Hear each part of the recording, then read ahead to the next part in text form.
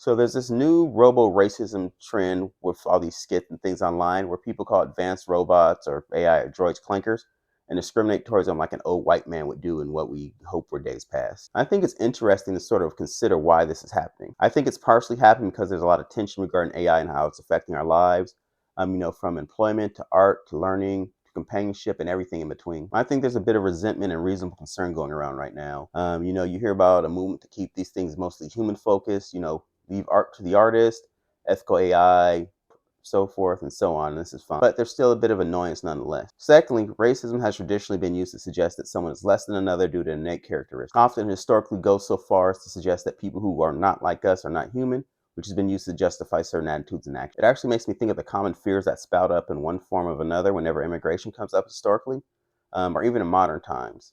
Since history often repeats itself. They, the outsider, are coming to take our jobs, ruin our way of life, blah, blah, blah. And then you also have, these trends where technology tends to replace a lot of people. Especially right now, you're hearing about all these jobs being laid off because of AI. So the difference is, I'm not so sure that the ruling class was historically so blatant about people wanting to lose their jobs to this degree when, immigration was happening, for instance, and even with most shifts in technology, I think they at least usually give lip service to the value of, people working in public. I also think this sort of synthetic droid life or whatever would occupy space between technology, which, like I said, has always caused some sort of employment shifts and, a sort of personhood.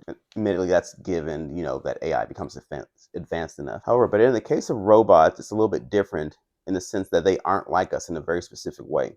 So it's kind of easy to imagine why this framework works so well and perhaps why it's kind of funny. It's an inversion of the theme where the ignorance and discrimination isn't as palpable. After all, if my toaster is programmed to respond to voice commands and I say mean things at it, it doesn't matter since it's impossible for the thing to actually be affected by it in a meaningful way.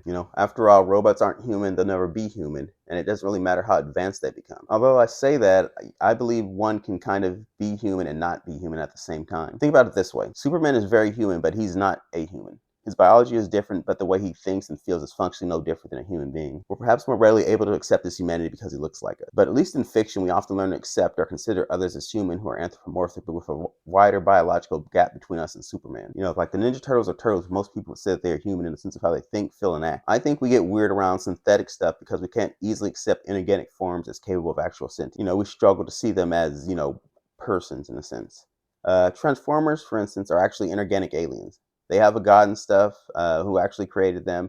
They're not robots how we think of them. They just naturally read that way to us. And I think that, oftentimes even the most human of synthetic life is reflexively going to be seen as a mere robotic automata. So I think that often even the most human of synthetic life is reflexively going to be seen as a mere robotic automata. And I think that's no matter how high it stirs on the Turing test or whatever. And I think that's because the nature of its being probably causes us to give it a designation of FOSS in our head. We probably view it as an insult or a mockery, even if we know intellectually that that's not actually the case. Also, real quick, the Turing test is basically where you ask some sort of AI or robot a bunch of questions.